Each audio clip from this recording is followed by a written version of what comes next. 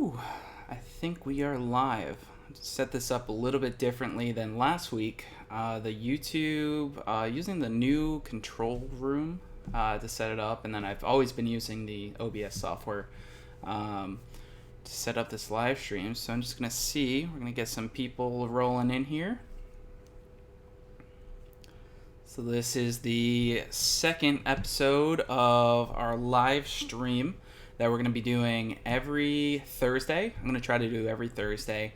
Pick a topic, talk about it for a while, kind of give you guys the info on what I think on that specific topic, some expertise that I might have, give you guys some info.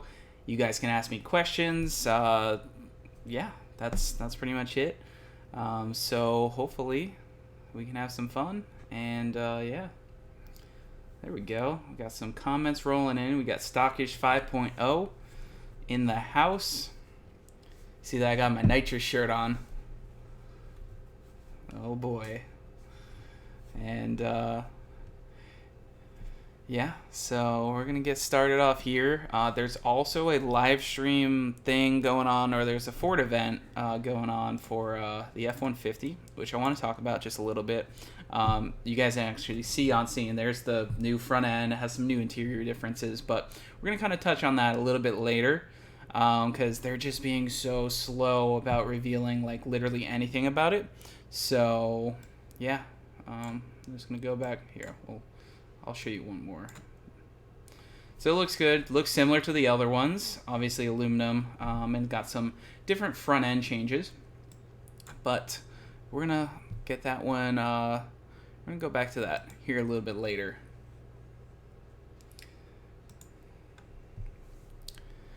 So I'm just going to let some people come in. I wanted to talk about Coyote Mustangs and basically what you should do with your car, and try to answer a lot of like common questions that I get to hopefully fill you guys in on that, and talking about some power adders and, you know, what my thoughts on that stuff is.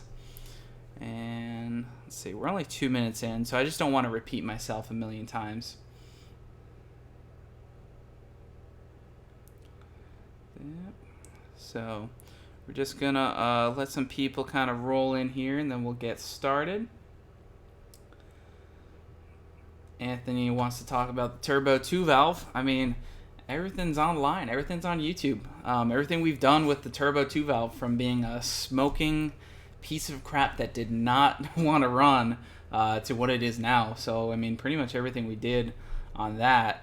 Now, the future plans, we're kind of just, you know, we got future plans, but they're kind of all over the place. So, with that car, I don't really know exactly how crazy we're going to go, but it's probably going to be pretty crazy. So, let's see. Okay, so I'm looking on here, and I can see that the live stream is going, so that's working. Make sure you guys hit the like button, and let's see. Oh, I gotta turn my volume off. Definitely don't want to be hearing myself.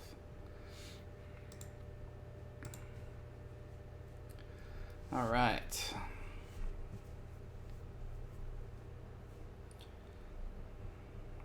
Let's see.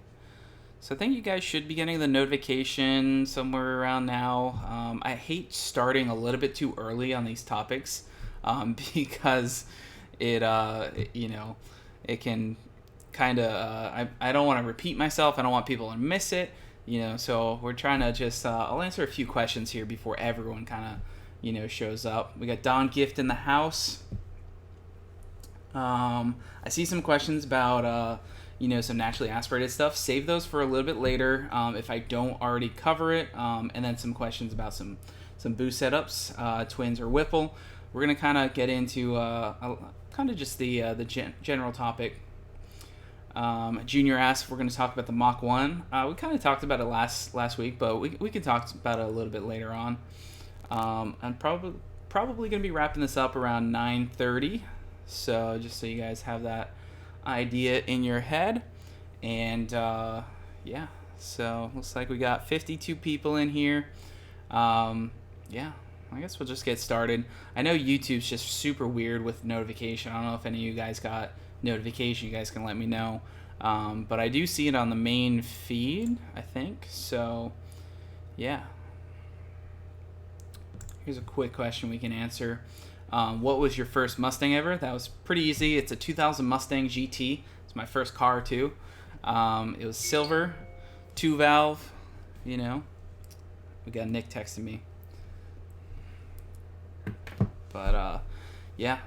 There's actually some videos. If you go way back on the channel, you'll see the silver 2-valve. Let's see. All right. So, Anthony, you're letting me down. He said, "Are you gonna boost the 350R? You're killing me." Does anybody want to fill in Anthony on what's done to the 350R? But so yeah, the topic we're going to talk about today is coyotes and what you should do to them, depending on a few things. So I got a little bit of notes. So if you see me looking over here, you know that's kind of just what I was looking at. Yeah. Okay. So some people were notified prior to start time. I guess we'll just go ahead and start. So I guess we'll start with 11 to 14 Mustang GT Coyote. Those are Gen 1s. So you buy one of these things used. You want to know what to do to these things. So, and that is going to depend on your budget. So if you do not, the way I see it is, if you boost the car, you can boost the car on the cheap side of things, but really you need to make sure that your budget will afford if you blow the engine up or blow clutches up or drive shafts or rear ends and all that. So that's important. If you're kind of on a budget, I would definitely recommend staying to a naturally aspirated route with an 11 to 14 car. It's easy. You can do some really basic things. A cold air intake, 18 manifold, so like a JLT or PMAS cold air intake. Both of those work great. Cold air intake manifold, intake manifold. So an 18 Mustang manifold works great. It's super cheap. Cobra Jet is always the best, but it's very expensive. I usually don't suggest someone going that way unless they want to go max effort. A high flow cat or cat delete is a pretty cheap way to make some power and have some fun. Get a good tune. Palm Beach Dyno does great tuning. That's what we use for pretty much all the cars, except for, I guess, the Bullet's tuned by Tony. He kills it on that thing. And yeah, so 11 to 14 GT. If you want to stay NA, you can do some really basic mods to really wake them up. And then if you want to do E85, some 47-pound injectors, which are LU47, you can pick them up for around $200 used, or sometimes less, or up to $300, I think is what they are new. E85 tune, you can make a lot of power, I think, and go quick in the quarter mile. I think Nick Rivera, he was on here, I think he went like 11.8 fairly easily with an automatic Gen 1 Mustang, and he now has Nitrous on that car, which is pretty cool. 6R80 auto car, pretty cool setup. So your budget's really important. So you can do some bolt-ons and really not be too worried about breaking stuff for the most part. Now we start getting into boosts with a Gen 1 Coyote. That's where things start getting weird. There was a big scare about oil pump gears, especially with Gen 1 engines. I would highly recommend doing oil pump gears with some boost. So the Gen 1 engines, they're just a little scary because some of them blow up with 650 horsepower and then some of them 700, but it's just a little scary. So, and then there's also 11 to 12 Gen 1 engines, 2011 and 2012, sometimes seem to be weaker. There's also been rumors that 13 and 14, some late 14s might have gotten a Gen 2 short block, and then some say that 13 might have gotten Boss rods, or maybe there's a bunch of different rumors going around with that. But basically, you're going to want to stay around 650 wheel horsepower safely on a Gen 1 engine. If you are prepared to replace that engine, then yeah, sure, turn it up to 700 or more. There has been rod failures and a lot of piston ring and piston failures with some Gen 1 engines or some bearings. Gen 1s are, 650 wheel horsepower that's a lot of power for a bone stock motor, especially when we're talking about years ago. So I wouldn't say a Gen 1 engine is weak, but definitely don't want to be pushing these things like crazy, because you got to keep in mind, you could, break that. So in terms of boost, you have a lot of different options. You could turbo it. You could put nitrous on it, which I don't see a lot of high horsepower nitrous setups. Usually nitrous setups only make around 550 to 600 wheel horsepower, which keeps you in that nice and safe zone, actually, nitrous being one of the safer power adder options for a Gen 1. And then you got, your Roush 2.3, you got your VMP, you got your Whipple 2.9, and then you got ProCharger and Vortec. So there's a lot of really good options for a Gen 1.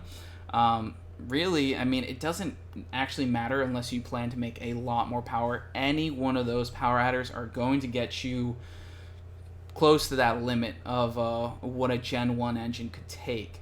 So that's about where, it really just depends what you want to do. Which noise do you want the car to make? Do you want it to make turbo noise? Do you want it to make centrifugal supercharger noise? Do you want a whine? In terms of Gen 1 stock motor, you can choose your power adder based on what you want, and if you plan on building the motor, that's when you would want to pick your power adder a little bit more wise. That's where you would want the most efficient setup to make more power. But when you're running at the limit of a stock bottom end, that's just something that you got to remember. So I can take some questions here if anyone has any questions on like some Gen 1 stuff. So I think Don asked, what's the weak point on a Gen 1 engine? It's really just the weak horsepower area. Is that 700 is where anything can happen. The rods really aren't that strong on a Gen 1 engine. Now, funny enough, the Boss 302 engine it's actually not a Coyote. It's called a Roadrunner. They have very strong rods, really good flowing heads. You can make 900 plus on a Boss engine, a stock Boss engine, which is just crazy. And that's it. They carried a lot of that stuff over to the Gen 2 Coyote, which is why the Gen 2 is a beast. See. Oh, you know what? Is this thing on all? Yeah. Doop, boop, boop. Oh, Anthony said he was asking if we were going to supercharge the F150, not the 350R. Yes. Probably gonna be a Whipple on the F150. So that will probably be a lot of fun and a lot of spinning. So yeah. And then let's see.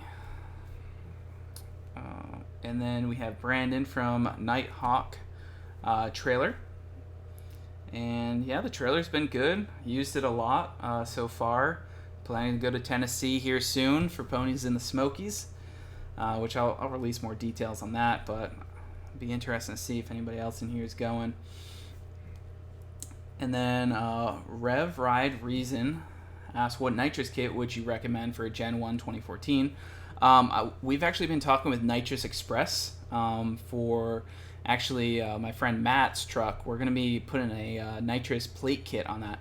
But Nitrous Express sells pretty much everything you need to bolt on a nitrous kit. Nitrous is not scary if you do it right.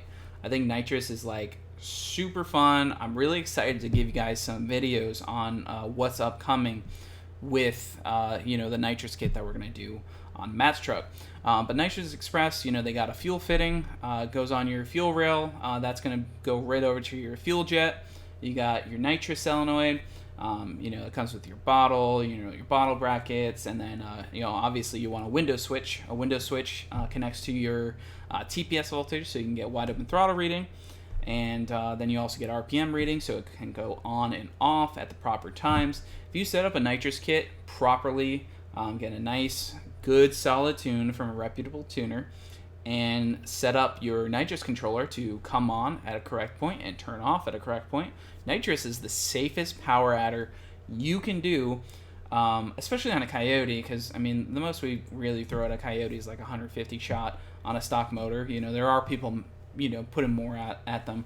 But it's the safest power adder because you only use it when you're racing. You don't just... I go out in the GT500 or the GT350R or the Whipple Mustang, and I'm just nailing it all the time. Nitrous, you only use it when you're racing. It's great, for in terms of long-term reliability. So, let's see. I think that probably wraps up that. Let's talk about what is my favorite Gen 2 15 to 17 Coyotes. So the Gen 2 engine is one of the best engines that is out there right now, especially the Mustang engine. It is so strong. It takes so much horsepower, bone stock. So we have obviously our 2016 Mustang GT. It has 65,000 miles. It's currently making over 800 wheel horsepower, and it just works. It runs good. It's not the fastest thing in the world because it's full weight. It's just a street car, but Gen 2 is amazing. So starting back at the top, again, budget is definitely a concern. So if in terms of Gen 2, when it comes to boosting a car, you gotta expect to spend between $6,000 and $10,000, and sometimes more if you need labor to install, supercharger kit, turbo kit, everything else. Obviously, you can find used stuff and kind of piece things together, but yeah, Gen 2, it's gonna be a little bit more expensive. While 11 and 14 stuff's been out, you can always find some used stuff, and it doesn't matter because you're not trying to make a lot of horsepower on a Gen 1. Gen 2, you can make mid 700 wheel horsepower on 93 octane and be super safe, and you can do that with a Whipple 2.9. We did it with a Whipple 2.9 Gen 2, but the Whipple 2.9 Gen 2, Gen 3, Gen 4, and the 3-liter Whipple are bomb. The 3-liter Whipple's actually, I think I've seen like 800 wheel horsepower on 93 octane, which is insane. So the new blower technology is awesome. There's also some cool stuff from VMP. Their VMP Gen 3Rs are making power too. I don't see too much 93 octane Gen 3R stuff, but there's a lot of Whipple stuff in the mid 700s, 93 octane every single time, with a custom tune, not off the Whipple tune. The Whipple tune's a little funky. We can talk a little bit more about that. But the Whipple tune it gets the job done as a out of the box tune that works. We ran it on the 16 GT with the Whipple, and then we also ran it on Don's GT350R, which is now ours. We switched it off of the Whipple tune to the custom Palm Beach Dyno tune. But yeah, there's really, I think the Gen 2 is just awesome. But if you are on a budget, there are some things you can do to a 15 to 17 GT, both manual or auto, to really pick up some power and make them a blast. So right off the bat, I would suggest an 18 manifold, 47-pound injectors, and a JLT or PMAS. Either one of those cold airs work. I usually use a JLT. We used the PMAS back on Scott's car back in the day. Worked perfectly fine. Some long tube headers. They help pick up some power. They increase some sound, obviously.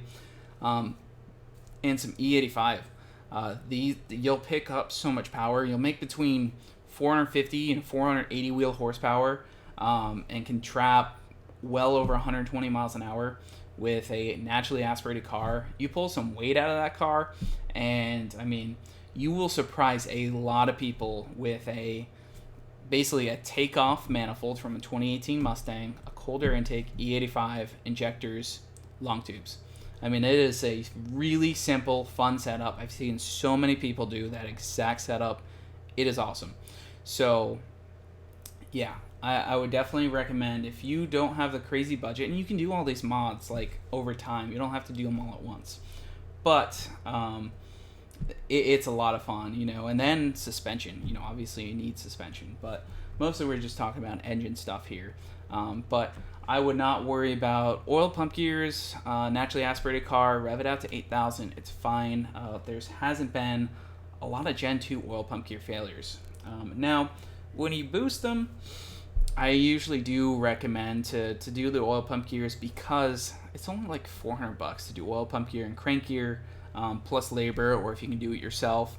Um, Oil pump gear, when you start boosting it, just do it. It's just, why risk it? You know, we ran, I guess, the Whipple car with stock oil pump gears for a while, perfectly fine, and then we upgraded them. You know, VMP actually did the install, so we did it, but it was a gamble. You know, if the oil pump gears let go, I mean, there goes your whole engine. You know, you lose oil pressure instantly, and those pump gears aren't going to go while you're at idle. They're going to go while you're full throttle, you know, booking it. So, yeah, you could definitely have some, you know, some issues there.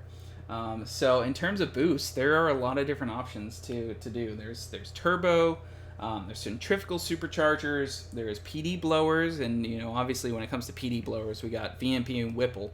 Literally, they're always threads on Facebook going miles long between VMP and Whipple, going back and forth. So I want to talk about that a little bit. In terms of what do you, it like, it really just depends what you want to do. If you want a fun street car that you don't have to worry about doing much to, I would say to go with a PD blower or a centrifugal supercharger. Super easy. Really, I think PD blower is the easiest. Besides a belt, you really don't have to worry about anything. So, yeah. In terms of centrifugal, obviously we've had some experience with Lewis's car. He had a ProCharge Gen 2 Mustang GT. He had a P1SE and then a P1X and then a D1X on that car. And it was reliable, good, had like 45,000 miles on it. So, yeah, Lewis's car was sweet. So, ProCharger works. Vortec, you know, it's also another option. Paxton, Vortec, same thing. That's another option. Turbo. Now, turbo is my favorite power adder, but I only have one turbo car. So, yeah. Turbo is, if you want to be the fastest guy out there, the turbo is just, it's just worlds ahead of the everything else. If you set it up right. You know, if you look at why am I drawing a blank? LPF, you know, they have that twin turbo 2018 Mustang, super fast, awesome car. Just, you can go so fast with a turbo setup that's properly set up. You can make so much power. You have a boost controller. You can change different boost levels on the fly. If you're not hooking, you can turn it down. If you're hooking, you can turn it up. Turbo is really just awesome. So, let's see. Let me just look at this.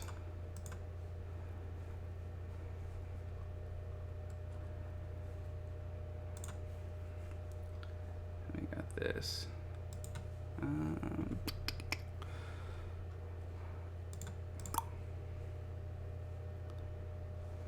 Yeah. Well, I'm going to be right back, actually. But I'm just going to throw this on here real quick.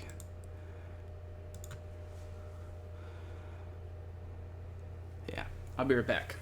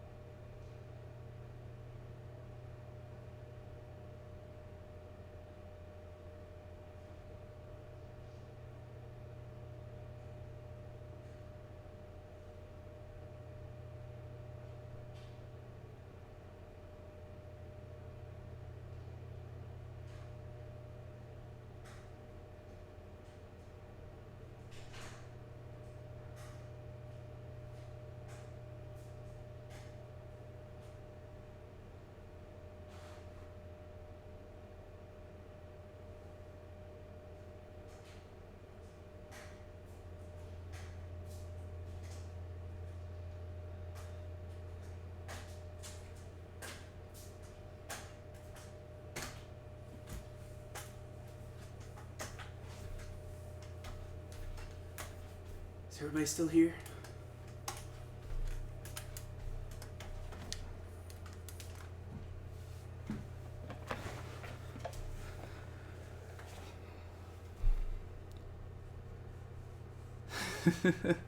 All right, we're back. Let me fix this. Sorry about that. Sometimes you gotta run, and for me, crutch to the bathroom. But we are back. Sorry, you guys had to watch the F-150 thing. So, yeah, where was I? Oh, we're talking about turbos. I love turbos. Let's see. Robert was accurate. James Diaz, why isn't methanol common with Coyote engines? I don't know. Couldn't give you... Well, I mean, I'm assuming you're talking meth injection, like a meth kit. It's just E85 works so well. It's usually not needed. Yeah. Like Robert said. It works well, cools things down. I mean... A lot of it's kind of like a supplement fuel system that a lot of the GM stuff use with the direct injection, because on 6th gen Camaros, basically all the direct injection, and the C7 Corvettes, they're direct injection, but they don't have port injection. So a lot of them use like a lot of meth injection supplemented with their direct injection to keep up with the fuel and the octane and everything that they need to run. Coyotes, we got plenty of fuel. E85 works well. And then in 2018 and up, direct injection, I mean, you got direct injection and port injection, which is basically that. So, yeah, meth is for LS. That's a good way to put it. And LTs, of course. So I think I've mostly covered that. There is, let's see. I mean, I wanted to talk a little bit about VMP versus Whipple. I want to see what everyone thinks here. If you guys want to comment down below what you think on, some VMP versus Whipple things. Obviously, I've ran both of them. And there's always, so much debate. So, yeah, let's see what you guys think. I'm kind of interested to see. Specifically talking about, Gen 2 Coyotes. That's a lot of stuff that's usually debated. So, let's see if we got some comments rolling in. I did have to run really quick. I can't run. I can't even walk. But, you know how that goes. I see we got Lewis in the house. We got El Coyote in here. El Coyote said Whipple Gen 5. The Whipple Gen 5 is badass. It makes a lot of power. It's just awesome. Let's see. Everything's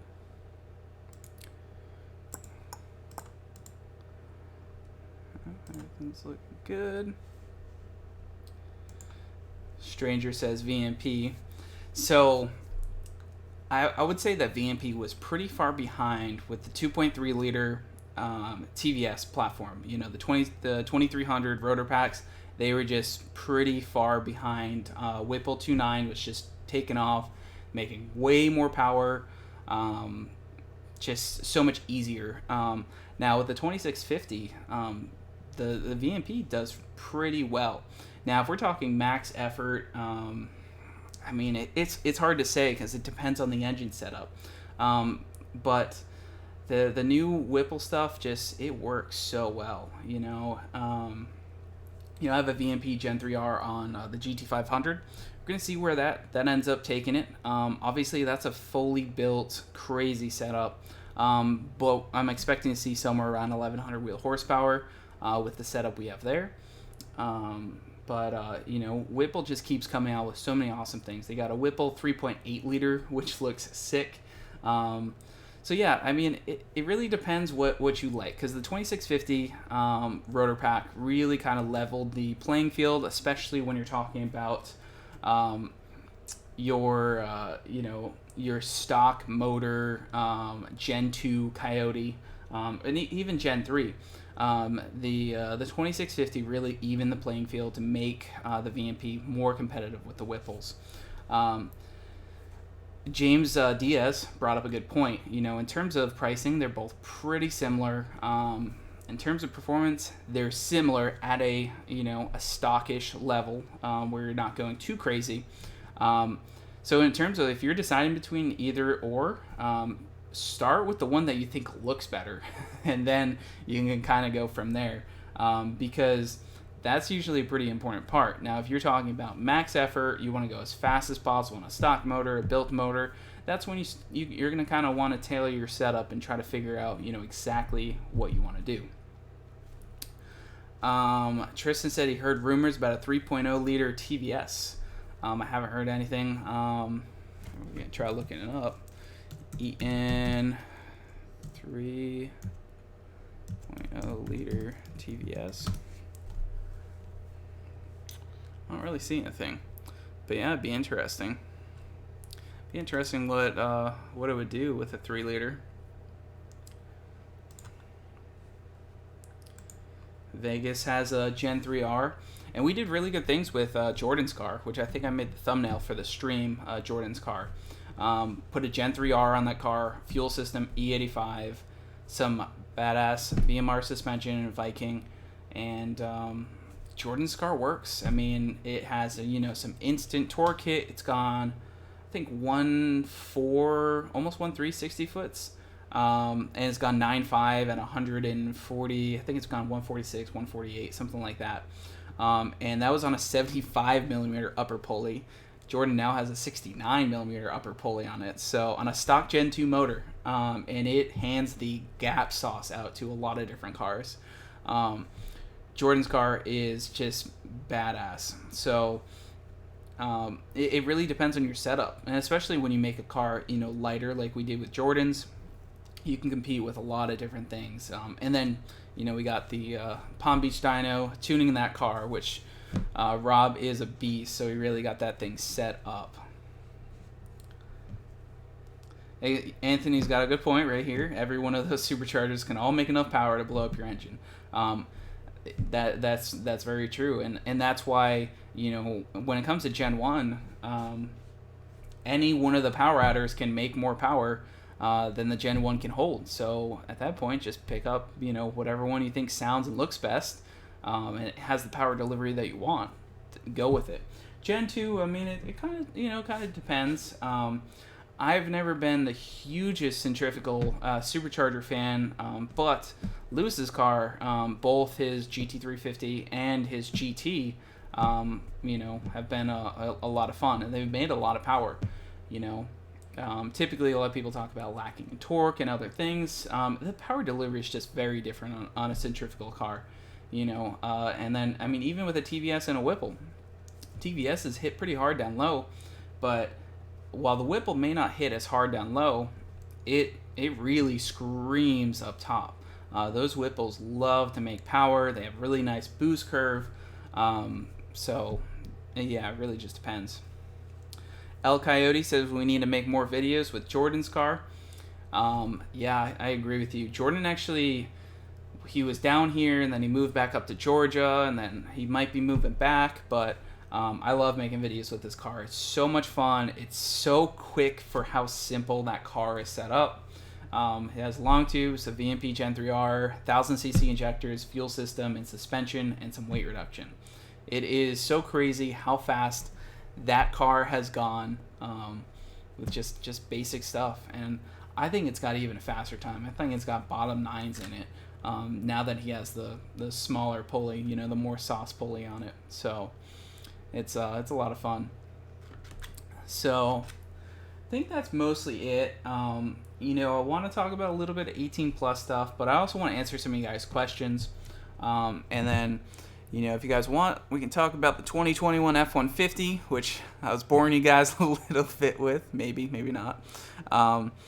what you guys think. I think I missed the part. I was trying to look up, see what engines and stuff they were doing, but I didn't even see it. They were talking about electric stuff. We don't care about electric stuff.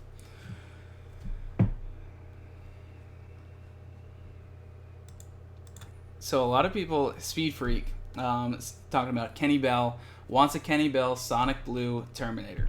So Kenny Bell had this crazy reputation back in the day, and I think a lot of it has to do with like that YouTube video of the Terminator with the nasty Kenny Bell whine, and yeah, I mean, Kenny Bell, I just feel like they haven't done anything great lately. Their stuff works, it's good, it's cool, but I just feel like Whipple is just so far ahead. And it's funny, they're both in California, both California companies, but I just feel like Whipple's here, and then like Kenny Bell's like down here. Like the Kenny Bell just really hasn't designed anything that great lately. And not saying it's terrible, I'm just saying like you don't see a lot coming from them. I mean, if you go to their website is just so old and awful. I just feel like there's just such little effort given by them to make themselves better and compete with the other people. So I think that a lot of their struggles with competing with the other companies is not necessarily, them lacking in technology. It's them lacking in marketing. I mean, Kenny Bell they're just living on the their reputation and just waiting for their stuff to kind of sell itself, where they're not actively going out and promoting stuff. They were doing some stuff with like Nate Ryder, which I think is just like awful, telling him that he could say that their car was his car, his 2020 GT500. I thought that was terrible. Bad idea. And then me personally, as a company, Kenny Bell, I would not want to associate myself with that aspect of things. And just the clickbait, the inaccuracies, the stuff surrounding that, I was just not really I was like, that is not the right move. But from what I can see is they just don't really know exactly how to market themselves in there. So they're seeing this younger kid with a GT500. They're saying, okay, well, here's our Kenny Bell for free, and we'll put it on your GT500, make 1,000 wheel horsepower on stock fuel system, which is skeptical anyways. But they do that, and then they say, okay, we're going to get a 2020 GT500. Here, Nate, you can say it's your car and say that you make 1,000 horsepower with your 2020 GT500. It was just silly. But anyways, end rant. El Coyote asks if I miss my Terminator. I don't miss that car specifically. I don't want it back. I was done with it. I was just ready to be done with it. I did everything to it. Had it for 3 years. Just got bored of it.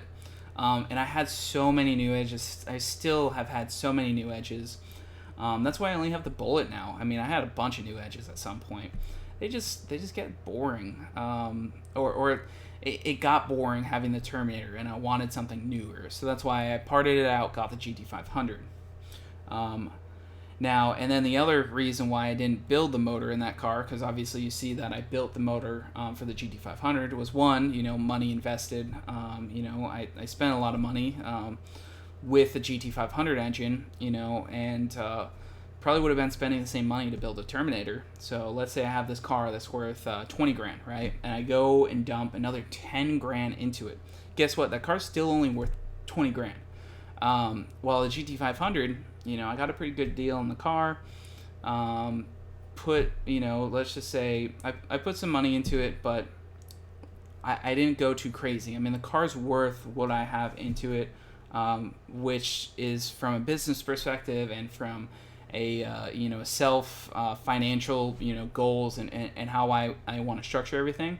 The GT500 is still worth what I have into it, which makes me feel okay. I haven't dumped crazy money into this car to where I can never get that money out. It's not burnt. And that's just the way my mind thinks. Not everyone thinks about that, but that, to me, spending that money to build a motor in the Cobra was just not feasible at that point.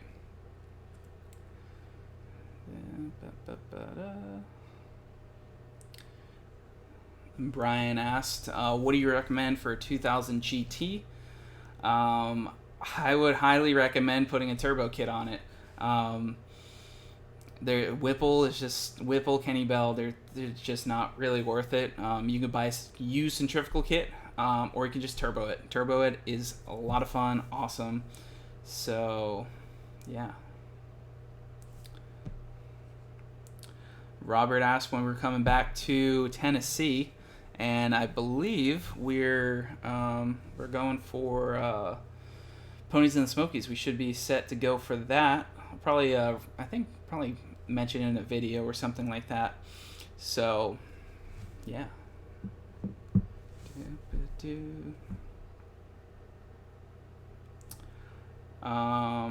Let's see.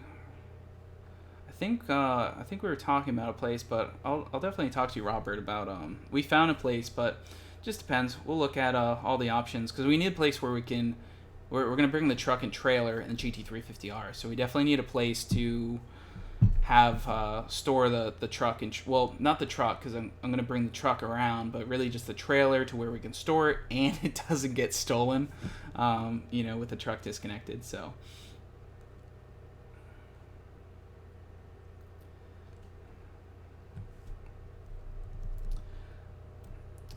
03 Stang GT, are you ever going to build the bottom end on the Bullet, by Jordan?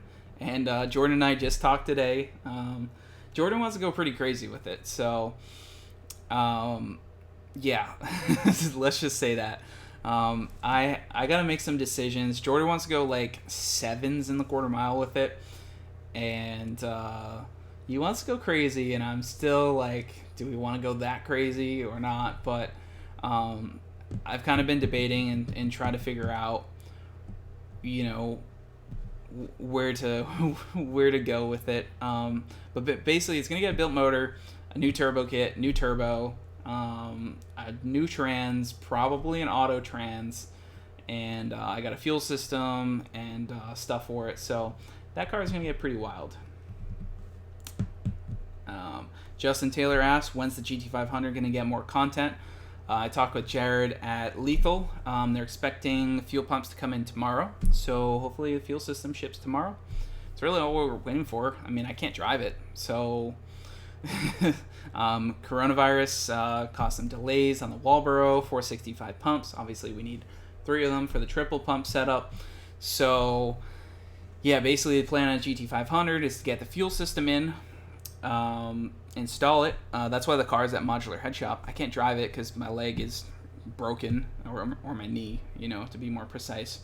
So, yeah, I mean, pretty much put the fuel system in, trailer the car down to Palm Beach Dyno, and make some horsepower. And then from there, I gotta find someone that I trust to drive it, or hopefully, I'll be able to push a clutch in, which I don't know if it's gonna happen or not, but I guess we'll see. So hopefully that works out. I'm hoping the car makes power. I have a 2.6 upper pulley on it and a 10% lower, and then I also have a 2.4 upper that we can put on it. And I don't know how much boost it's going to be. I mean, we changed so much stuff on that. So it's just, I guess we'll see. And let me look back at some comments here.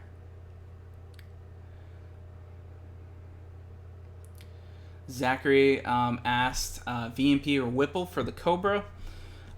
Really depends. I mean, here's the thing. Every stock engine Cobra with a supercharger, no matter Kenny Bell, Whipple, or VMP, as long as you have stock heads and stock cams with a PD blower, you're really stuck in that 700 to 800 wheel horsepower on E85. Now, there are some cases where you can make some more, but really that's where you get stuck. So this kind of brings me back to my other topic. Which one do you think looks better? Which one fits your budget better? and kind of go from there because I mean, if we're talking max effort, the Whipple is going to be, you know, the prime one. If we're talking built motor, high compression, you know, high boost, that Whipple is just going to outshine the VMP. But when we're talking about, you know, a mild setup, it really just depends which one you like best. The Whipple is going to make a lot of power. I had the VMP on my Cobra. It worked perfectly fine, made 709 wheel horsepower, so super awesome. But yeah, it just depends. Either or, you know, we sell both of them. They both work. And I think VMP's coming out with a Gen 3R for the Cobra, but it hasn't been tested at all. Which I always find weird is when a new product comes out, it's a Gen 3R, so it's supposed to be different. But it hasn't been tested on a Cobra. And I believe they've already sold some of these, so I don't know. Yeah. Sabino asks, would we ever see a diesel on the channel? Yes, I plan on purchasing a diesel at some point. I want to, hopefully eventually when the channel grows, I want to be able to travel a lot more and bring, you know, the trailer and one of the cars, or eventually get a 2-car trailer and be able to drive around and go to a lot of different racing events and all that stuff. So for me, an F250 or an F350, 6.7 would be the route that we would be looking at with that. Now, in terms of like videos on diesel stuff, I'm super afraid of that because the EPA has been so crazy. If you put a Kenny Bell on a 2-valve, would the power be instantaneous compared to a turbo? Yeah, I guess the power would be pretty instant. You know, you can watch the video that I just posted on, why is someone, Nick Shaw's facing me, FaceTime me. I can't answer. Yeah, Kenny Bell on a 2-valve. Yeah, you'd have instant power. They're cool kits. It's just super hard to find them. But a turbo kit, I think, is so much fun on a 2-valve. Let's see. Robert Goodman, just send me a message. We'll figure something out. Because we're planning on going for Ponies in the Smokies, leaving Wednesday from here, and yeah. And 03 Stang GT, hooking it up with $20. I definitely appreciate it. If you have any questions, just go ahead and ask. Yeah, the super chats have been awesome, especially last week. I think you know, a lot of people, it really helps out, you know. And then obviously we got the merchandise and t-shirts and stuff, you know. A little bit of plug, if you guys want to go pick up the new GT500 t-shirt, sweet. We got some new stickers and decals coming in. I'm super excited to get that stuff shipped out. So if you guys want to do that, mustanglifestyle.net. And yeah, that's my little merchandise plug. I can't wait to show you guys the actual shirts when they are done. Ashley's calling me, but hello?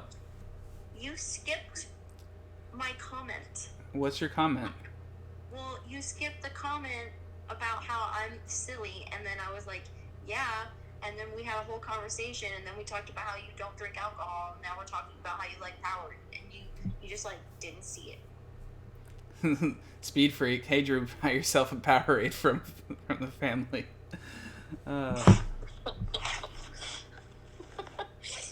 Wait, he said that? Oh my god, that's funny. Yeah, I told him you like blue Powerade. Yeah. Oh boy. All right. Do you have it set to all the chat or just the top chat? It should be on all chat. Well, you didn't see my chat. Yeah, I think it's on all chat. Tristan, I think it's just you. Oh wait, no. It is narrow. No, what? It's narrow. It's like, I was gonna ask if you used like a camera from like 20 years ago. That's weird. Ooh, I fixed. Oh, whoa. We are in. That's not. It's really bad. Andrew, what did you do? Hold on. I'm fixing the window. Does it look better? There we Well, go. it takes a minute to update on my end. Yeah. Oh my god, I see what you did. It's awful. Oh, okay. Bye now. When are we going for ice cream? I don't know.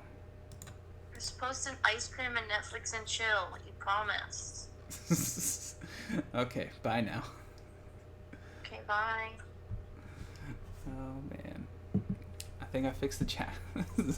Ash just took over the live stream. If you had a time machine, what decade would you go back to? I have no idea. Oh man. Raptor Jesus posted, are you and Alex Flores, or Alejandro Flores from London on good terms? I've addressed it before, but basically Alex thinks that I tried to get him fired at VMP, and that didn't happen. He's mad at me, and I've tried to explain it to him, and that's it. It didn't happen, doesn't exist, doesn't listen to me, and yeah, that's about it. Yeah, so you guys go ahead and post your questions here. Kind of answer some more questions. Raul said, "Can you cam an 18 plus GT? I haven't really seen any. All I see are ghost cams. You can absolutely cam an 18 plus GT. Just don't think you'll see much power. Actually, there's a video VMP did, and they did a set of EPA friendly cams, and they picked up like no power on Chuck's car. Chuck has a 2019 GT. It really wasn't very impressive, but they did it. The stock cams work really well, so that's why you don't see it so often."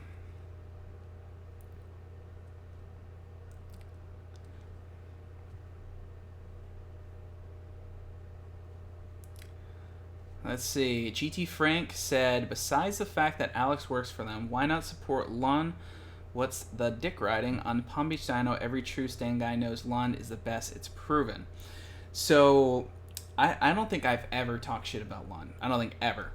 But Palm Beach Dyno has been really good to me. Rob literally kills it every single tune. But yeah, I would never really talk shit about Lund. Obviously, Alex works there. Alex talks bad about me often. It's, it is what it is. But Lund, I think that they do fine. It's just Palm Beach Dyno has always taken care of us, always tuned our stuff, just spot on, perfect. Usually the first tunes just perfect. But yeah, I mean, I don't mind admitting, Lund does a good job. And I mean, pretty much when I talk on Facebook, I talk pretty neutral. You can do any one of the the big tuners. Palm Beach Dyno is my preference. So, hopefully that answers your question. But yeah, I've never once talked bad about Lund. I just prefer to, sway people towards Palm Beach because they've been really good to me. I'm also a dealer for them too. Just so you guys know that. I do sell their tunes, but you can buy tunes from them too. It's not a big deal. They, and I'm a dealer for VMP tunes too. So, it's just Palm Beach is what we use on everything. So that's why that's that. So Zachary asked if we're gonna trailer the GT500 at Mustang Week. If Mustang Week happens, I think it'll be a pretty simple setup for us. Just the truck trailer, GT500, and yeah. So Ash said Palm Beach Dyno's literally the best, and like I said, they've just treated us just awesome. So that's why, we. I wouldn't say dick ride them. We have real, proof that their stuff works. It's really good. Pretty much that. GT Frank, Kelly Aiken tried getting him fired. It's not really worth going back, but he mentioned it somewhere on one of his stupid live streams that I'm a terrible person and this and that, but it's really not worth getting into all that stuff. He really likes I think he really likes the drama, and that's why his thing is called talking shit. So it is what it is. El Coyote prefers Lund over Palm Beach Dino. That's cool.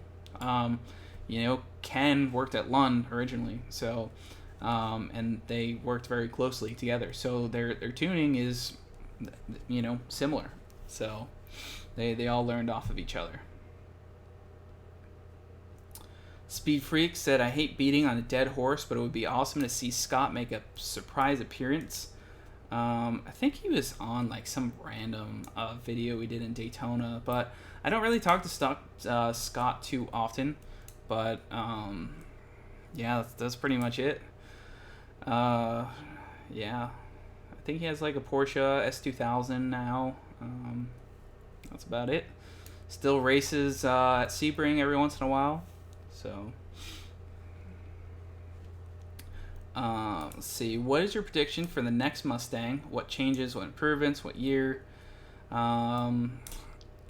Obviously there's an S650 going on, but I don't know. I can't really say because I think we're still pretty far away from it, and there's a difference on my predictions and what I want, because my predictions may not. It's so hard to say because with everything changing and EcoBoost and electric and all this crazy stuff, really anything could go, one way or another. Jack said Whipple or VMP for a 16 GT. First question I would ask you, which one do you think looks better? Which one fits your budget better? Which they're both around the same price. And how much power do you want to make? Pump gas or E85? I think on E85 they can both make some pretty good power. On 93 octane, I think the Whipples make a little bit more power.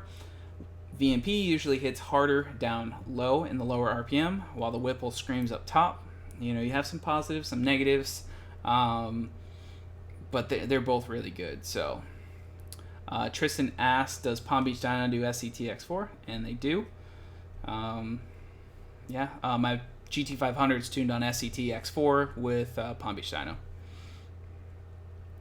What would you suggest getting on a 2019 Mustang GT supercharger-wise? I'm going to be buying a kit from Palm Beach, but I don't know which one to get. Dude, the Whipple 3-liter is so sick on a 2018 Mustang GT. To the point we were actually originally considering, back when the 2018s first came out, we were like, should we just go to the dealership and like finance a base model automatic GT and go put a Whipple 3-liter on it and just make it super fast? We didn't end up doing it. I ended up buying the truck, the 2018 truck. But the 3-liter Whipple is so badass. So that would be the route I would suggest on a 2018 Gen 3, which is what we're going to be doing on the truck anyway. So let's see. Chance, is Jordan going to stroke the Bullets 4.6 to a 5.0? I need to talk with him more and to kind of figure out the plan that he wants to do. He wants to port the heads pretty aggressively, PI heads, and make it go pretty dang fast. Now, in terms of stroking it, I don't know. I don't know too much. He knows everything. So we're definitely going to make a pretty badass video series on that. So that's pretty much that.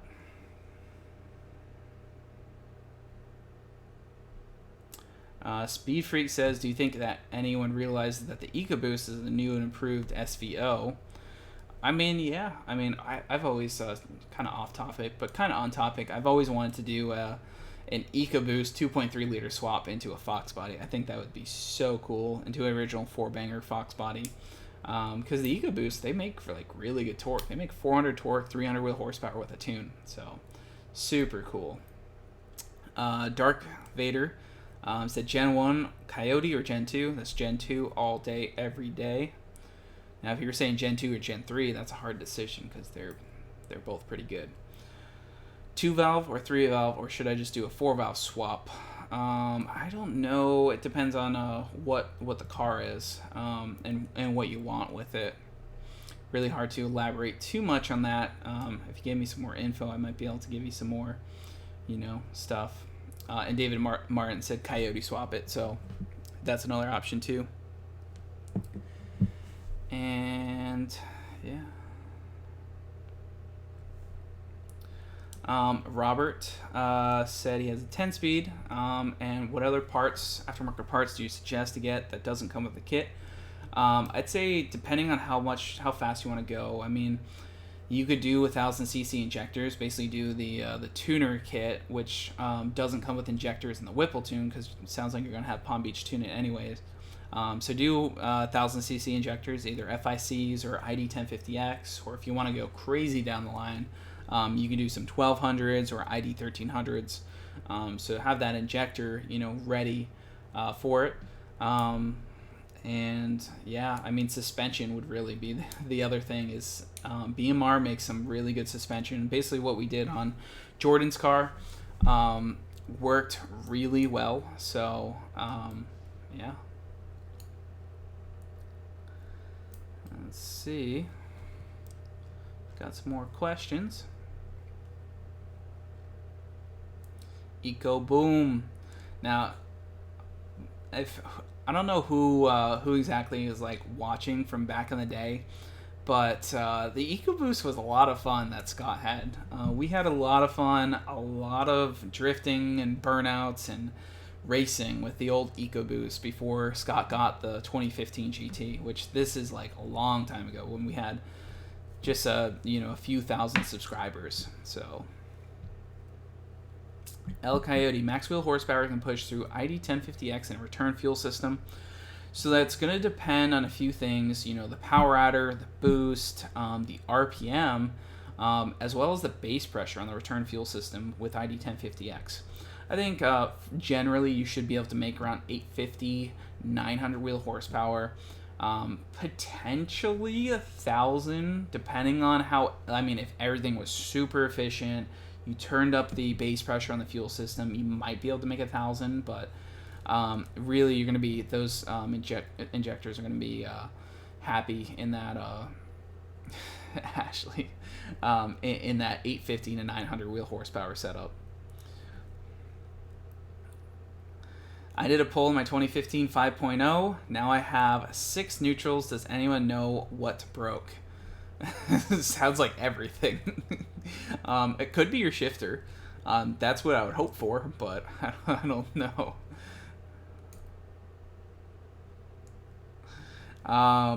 Treeco89 says, please don't do a full build series with the engine builder with the bullet. I want to unfollow you with how way too in-depth engine information. Honestly, I don't think that's pretty good advice, man. The videos that we did on the engine build for the GT500 did so well. People learned so much information. I would say that most people would disagree with you. Now, I've heard from some people that they're like, yo, that was just too much info, but it's still cool though, but like there's a lot of people that love that video series. There's so much info, so much stuff you can learn, and I thought it was awesome. So sorry, but we're definitely going to be going that in depth or more in depth with the 2-valve build series. So sorry about that. And David Martin for the Netflix movie with the flex. That a boy. Oh man, you guys are awesome. Yeah, so I hope you guys are enjoying the live streams because we've been doing them. We did them last Thursday. I'm trying to do them every Thursday. So yeah. Chance asked, how much is too much injector-wise? So injector technology has come a long way.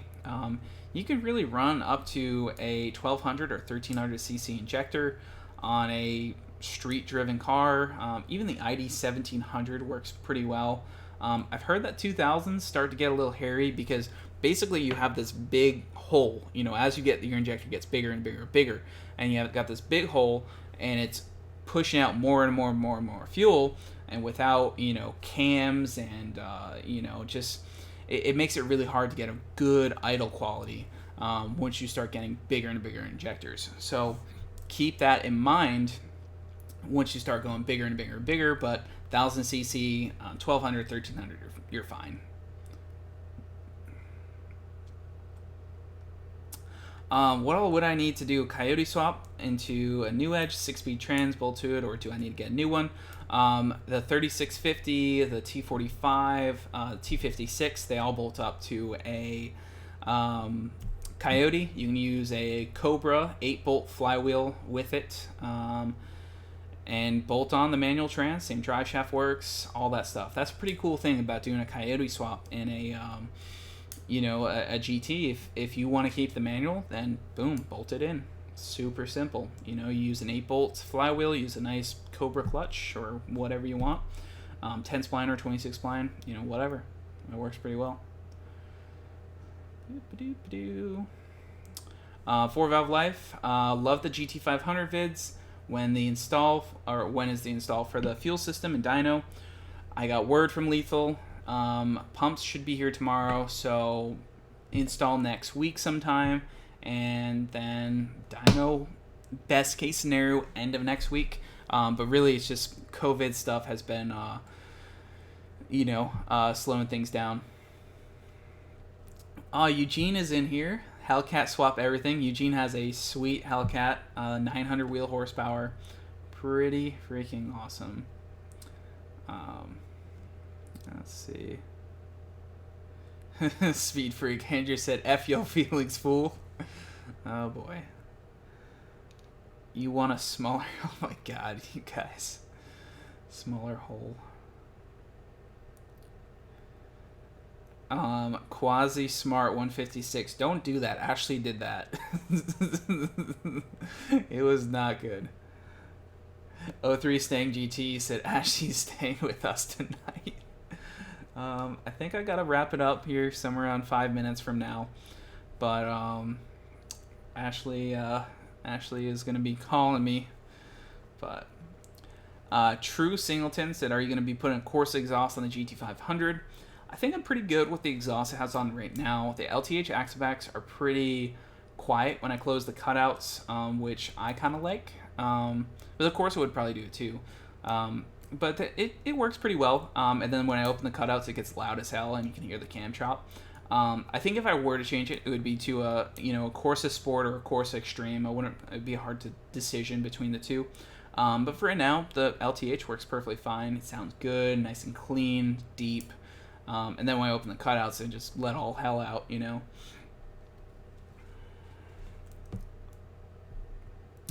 GT Frank 5.0, what's your opinion on Corsa's new double H-pipe, yay or nay? Honestly, I heard the video. I didn't really think too much of it. I'd have to hear it in person. I really just like the X-pipe. I haven't been a big fan of the H-pipe since I originally had an H-pipe on my Cobra and then switched back to an X-pipe.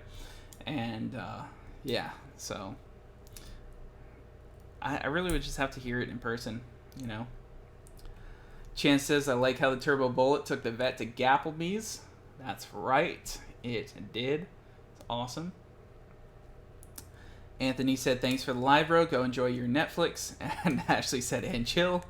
And then Tristan said double H-pipe. Yeah, Corsa just came out with a double H-pipe. I think it's exclusive to Lethal currently at the moment. So Lethal will release some videos of it, testing on a car. So, yeah, go check it out. Pretty sweet.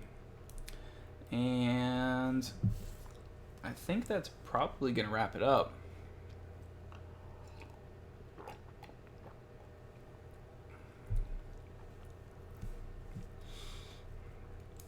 See if you guys have any other questions before we get off of here. Now, one question I can ask you guys, what time do you think is the best time to start the live streams every Thursday? Obviously I noticed that like viewership is down a little bit. I mean, we've had like a few hundred for Bond Nationals, but you know, it is what it is. I mean, obviously the viewers will come in later, and then you know, I'd also have the question for you guys. Would you rather me talk about the topic the first part, or would you rather me just answer questions the whole time? Really, just need to you know, just kind of want your feedback on that. So hopefully you guys can give me that. Let's see. Eugene need to make more trips to Mexico. Well, Eugene and I need to swap cars because he has an automatic Hellcat and I have all manual high horsepower cars. So I can't go to Mexico too much. I mean, I can drive in passenger seat, but oh boy, Anthony. You think there's a possibility of pulling off a 5.2 liter swap in a Mark 8? I think so. If you can fit a 464 valve, you can fit a Coyote / Voodoo in it. So, yeah, that'd be a pretty wild setup in a Mark 8. Tristan, 8 Eastern time or 9. So, yeah, that's what I was generally thinking. I think I started this one at 8:30, but yeah, I was gonna do 8, but I didn't know if everyone would be watching the F150 live stream, so I didn't want to like interrupt that. But it wasn't. It was just so slow and boring. I'll read up on it later.